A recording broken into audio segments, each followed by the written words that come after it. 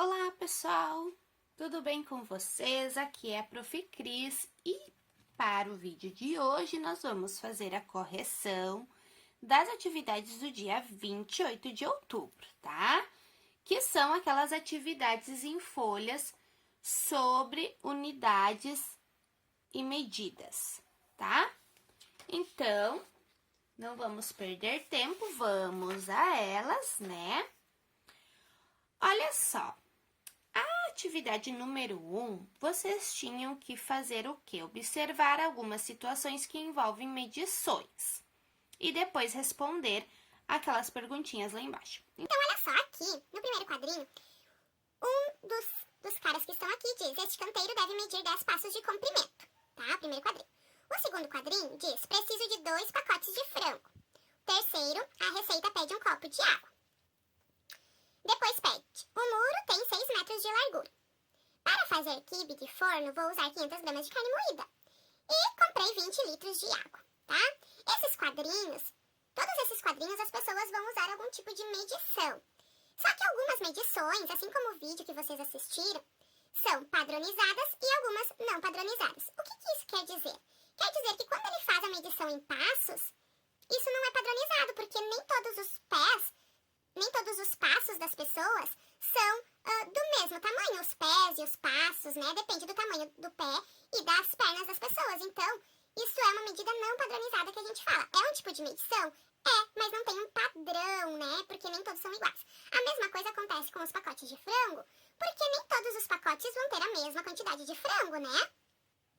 Depois, o cozinheiro está fazendo uma receita que pede um copo de água. Olha quantos copos diferentes ele tem aqui. Se não tiver a medida em litro ou ml, ele não vai saber, pode dar um resultado diferente do que daquela pessoa que fez a receita, né? Então, também é um tipo de medição que a gente utiliza até bastante em receitas, porém é uma medida não padronizada. Agora, as de baixo já é diferente. Por quê? Porque aqui o menino fala da largura do muro em metros. Todos os metros são iguais, então já é uma medida padronizada. A mesma coisa, as 500 gramas de carne moída que essa senhora vai usar para fazer o quibe. Também 500 gramas são sempre 500 gramas, né? E a outra moça que comprou 20 litros de água. Então, 20 litros são sempre 20 litros, tá? Essas são as medidas que foram padronizadas, tá? Agora aqui. Então, vocês têm que responder as questões. Vamos pensar. A medida de comprimento do passo de uma pessoa é sempre igual à medida do comprimento do passo de todas as pessoas? Não, né? Então, como eu já havia dito antes, né? Não é. É só isso que você tem que responder. Não. Quem quiser colocar o porquê, pode, né? Porque nem todas as pessoas têm o mesmo tamanho de perna e pé, né? Agora, pontinho final, né? Um pacote de frango tem sempre a mesma massa? Não, né? Não é sempre a mesma massa, né? Não é a mesma quantidade de frango que tem ali. A mesma proporção. Em todos os copos cabe a mesma quantidade de água? A própria ilustração já nos dá uma dica de que não, né? Cada copo tem a sua medida, então não também. Não quer dizer, pessoal, que vocês não possam usar esse tipo de medição. Porém, esses instrumentos de medidas. Porém, a gente sabe que eles não são padronizados, não vão ter sempre a mesma medição, tá? Agora aqui. O palmo, o passo e a largura do polegar de uma pessoa são unidades de medida não padronizadas. Qual delas você usaria para medir o comprimento da parede de uma casa? O passo, né? Se fosse uma parede pequena, poderia até usar o palmo, né? Mas o passo, né, para as paredes maiores, o passo. O comprimento de uma borracha escolar, o polegar, né? E a largura de uma porta, o palmo. Então, a gente adequa ao nosso instrumento de medida aquilo que a gente vai medir. Agora, contorne cada um dos instrumentos que faz medição em unidades de medida padronizadas. Então, vamos pensar, a régua é padronizada? É, né? Então, a régua, sim. O relógio é padronizado? Sim, né? O lápis é padronizado? Não, né? Até pelo fato de a gente apontar, cada vez ele tá de um tamanho diferente, então não é padronizado. trena é padronizada, fita métrica, né? A colher, não, porque nem todas as colheres são iguais. E a lata, acho que é uma lata, né? Também não é, porque nem todas são iguais. Agora vamos lá. Para medir o tempo obtido em uma prova de natação, usamos o quê? Cronômetro, fita métrica ou a balança? O cronômetro, né? Que é o instrumento de medição de tempo. Para medir o comprimento de um pedaço de madeira, usamos o quê? A fita métrica, né? Porque nós estamos medindo o comprimento. E para medir a massa de um bolo, usamos a balança. Próxima página. Aqui essas questões agora são sobre medidas de comprimento, tá? O pai de Alice e Rafael vai comprar um porta-retratos. Ele mediu as dimensões da foto e dos porta-retratos com clipes. Conte e escreva a quantidade de clipes de cada comprimento e de cada largura. Então, olha só. Aqui, a foto tem de comprimento 6 clipes, sim, e de largura 5 clipes, assim. Aqui, este porta-retrato, 1, 2, 3, 4, 5, 6 clipes de comprimento. E quantos de altura? Largura? 5. Aqui, quantos deu? 1, 2, 3, 4, 5, 6, 7 de comprimento. E 1, 2, 3, 4, 5 de largura. Agora, contorne o porta-retratos em que cabe exatamente a foto, que não vai ficar sobrando espaço. Esse aqui, né? Esse é o que deu exatamente a quantidade que tem ali. Esse aqui é muito largo, né? Então, provavelmente, o pai de Alice e Rafael comprou este porta-retrato aqui. Vamos ver agora. Alguns documentos de identificação precisam de foto com rosto de pessoa. Observe as 2 fotos que foram tiradas para emissão de carteira de identidade do passaporte de Nicolas. Então, aqui estão. Como a foto, ela tem, no caso, a forma como que eu coloquei a imagem na folha para atividade pode ter dado alteração, talvez não tenha a medida correta de que precisa tais documentos, né? Mas eu vou ver aqui. Vamos ver quantos tem aqui.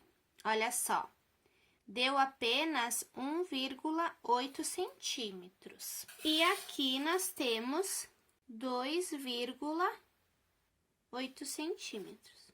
Na verdade, para fazer a carteira de identidade, nós precisamos de uma foto que tenha 3 centímetros aqui e 4 centímetros aqui. Pela questão da colagem da imagem aqui na atividade, houve alteração de tamanho por conta da folha e tal, mas um documento de identidade geralmente não, ele precisa ter a fotinho 3 centímetros por 4 centímetros, tá? Essa nossa medição aqui, ela não corresponde ao tamanho real de uma foto para identidade. O que vai acontecer também com a foto para o passaporte do Nicolas, que aqui vão ter 3 centímetros e aqui terá 4,9 centímetros, é isso?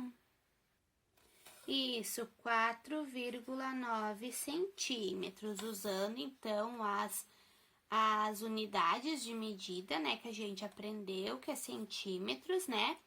A foto para passaporte deve ter exatamente 7 centímetros aqui e 5 centímetros aqui, tá? Então, essas medidas, elas não correspondem exatamente ao que pede a carteira de identidade e o passaporte, tá? Mas, então, eu deixo aqui, então, as medidas corretas, que é 3 centímetros por 4 centímetros para identidade e 7 por 5 centímetros a carteira, o passaporte. tá? Agora aqui. Durante a aula, Alice usou uma malha quadriculada conforme a imagem a seguir, em que o lado de cada quadradinho da malha media 5 milímetros de comprimento. Ela pintou 2 quadradinhos, um ao lado do outro, para representar um retângulo.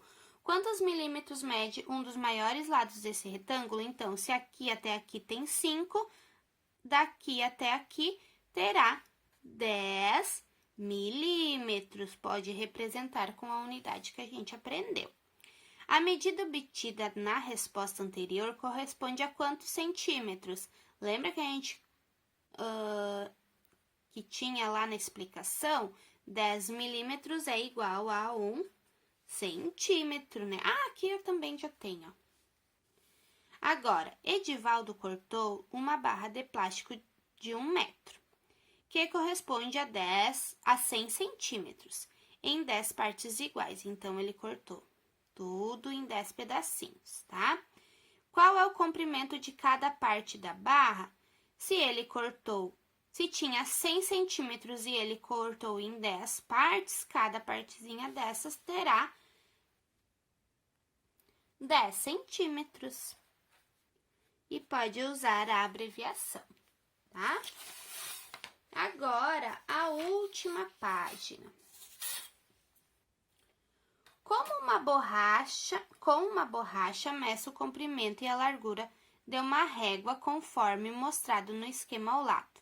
Depois, responda as questões. Então, vocês vão pegar a régua e uma borracha. Então, eu tenho aqui minha régua e minha borracha, tá? Então, de largura, tem uma borracha. E de comprimento, então, tem 9 e um pouquinho, tá? 9 borrachas e um pouquinho. Quantas vezes sua borracha cabe na largura da régua? A minha cabe uma vez, né? E no comprimento da régua, já esqueci, vou ter que medir de novo.